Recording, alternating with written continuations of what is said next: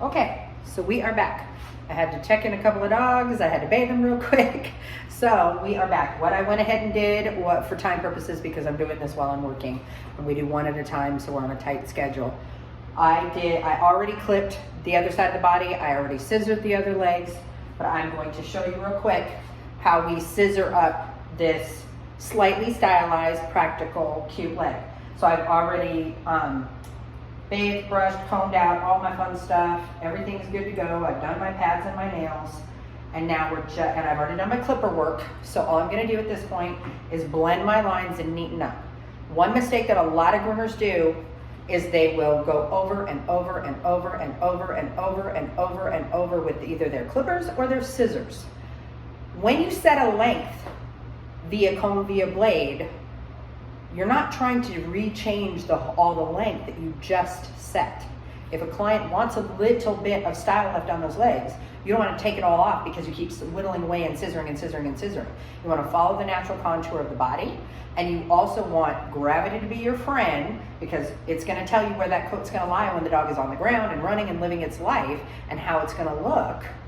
We also want to make sure that we are not tapering too tight, which is a huge thing that a lot of groomers do, is they get so focused in on an area and they're trying to make it perfect that they can't see the big picture, that they've now changed the length that they just set, and they've changed the entire shape to an unnatural, maybe not as aesthetically pleasing shape. And we don't want to do that. We want to keep it a real pleasing shape.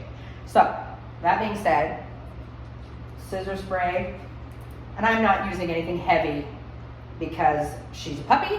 I don't want to leave any product in her hair, and I want to make sure that that coat stays where it's supposed to because she's going through puppy coat change. It helps me get a better scissor job. So I just fluffed up my lines. You can see where my clipper line is, very similar to a schnauzer. You can scissor any which way you want, however works for you. Ideally, you scissor up, and that guides the hair right into your blade. And I'm standing here so I can see my perspective. I am not trying to change the length. I'm just grabbing anything that sticks out obviously from my clipper line and my clipper length. Now that I've blended that line, I'm going to come in and I'm going to hit the front of my leg. I am pushing the skin with my fingers so I can grab my transition and my tuck up, and I am pushing the skin forward. By pushing that skin on the inside just gently, I'm not pinching, I'm not pulling, but by gently twisting that, I'm bringing out that edge that I want to blend that line just slightly. Grab anything that's kind of sticky outy, do a little bit of detail work. I'm just rounding that line a little bit, softening it so it's not so harsh and there's nothing sticking out crazy. I've already done all my footwork on my feet, so your parameters, 1, 2, 3. I've got the base, now the whole bottom of my foot is clean. And now I'm going to come back and I'm going to scissor. I am not going to scissor and spray the bottom of my foot because I don't feel like I need to. She's a puppy. I want this transition, that hair needed to stay exactly where it was. But because I don't want to get too aggressive at the bottom of the foot and tighten and tighten and tighten and make it too unnatural looking, I'm going to comb everything up. I'm going to gently lift her and I'm tapping the inside of her thigh so gravity kind of just shakes out that hair a little bit so it's still raised for me so I can see what I need to take off, but I am not going to be too aggressive in how much because I don't want to change that whole look. From my clipper line, I want to give myself that really nice angulation. It just aesthetically is more pleasing to the eye of the owner and all of us. So I'm just going to gently blend that line. So I've got a nice transition. It follows the natural contour of the body. Then I'm going to come around to the front, keeping my area clean so I can see what I'm doing. And what I want to do is I want a round foot. I do not want a pinched triangle foot. I don't want it exactly to the toes, but I want a nice round elevated foot that isn't going to get dirty, isn't going to fill with a bunch of weeds, but is still aesthetically really pretty. So by doing that, I'm going to gently lift her foot, fine for the front of her nails, and I am cutting straight up and down right to the front of her nails. So I've given myself a line to go from. I've already done the back of my foot, Now I'm just gonna connect the lines, and I'm gonna keep her foot on the ground or the table so that I can follow it and create the shape I want. If I picked up her foot, it changes the way the hair falls, and it changes the picture. So we don't want to change the picture too much. We are just trying to round that up and create a nice, pretty shape, even on a puppy that doesn't have great hair yet, but she's nice and cute. It's okay, you're doing great. And then I'm gonna go ahead and hit this front leg. Gently give it a little bit of a boost. Like I said, I've already done all my clipper work. I'm just gonna hit those lines up there. This leg is usually tricky for right-handed groomers because this elbow, it's the devil's triangle. We have a hard time not pinching it and not leaving it too long, where they move and all there's a big wad of hair underneath there like a French person that doesn't shave. And so what I do is I literally take my fingers on the inside and I roll that skin again from the inside out. So all that hair that's on the inside is now exposed, so I can grab it, and I just naturally follow the clip line, follow the clip length. I'm just getting anything obvious sticking out. Want to blend my line into my body clipper work. Once I've done that, I've got my lines.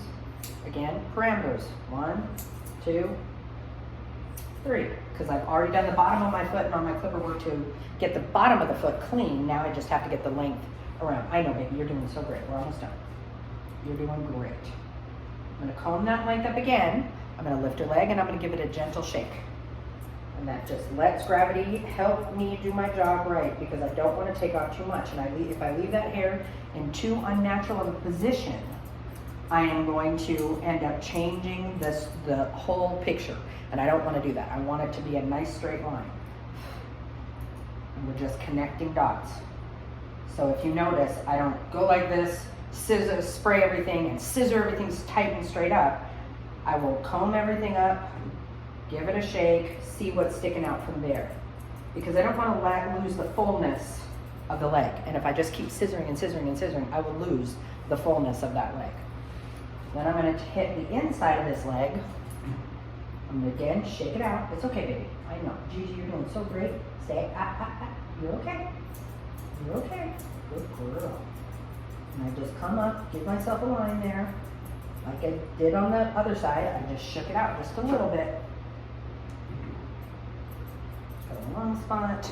I'm going to do the same thing. I'm going to comb everything down. I find her toenails that I've already cut, and I go straight up and down right in front of them. So now I have a point to go from. And you can do all sorts of different feet. You can do really heavy beveled feet. You can do nice, tight, tailored, round feet. You can do anything in between. It's totally up to you, but the key to getting those really pretty round feet is leave the foot on the table. I just realized that I don't think you can even see the table. Sorry about that. And using gravity is your friend when it comes to scissoring and creating.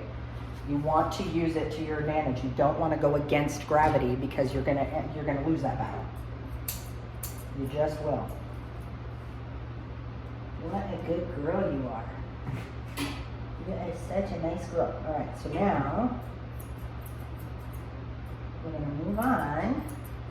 So that hopefully answers some questions and gives you a few pointers on how to leave a little bit of style. And like I said, this really doesn't take longer than doing an all-over trim, because you would have to go back over and find anything sticking out anyways. But by leaving a little bit on her, we've got a cute little badunkadunk. We've got a little bit of style on her legs. She's still super practical for a puppy that's going to be changing coat dramatically and developing mats. This is going to help them maintain that in between without them being not cute. And we want them to be cute. All right, so I hope that helped you. And now next I'll do a demo on her face.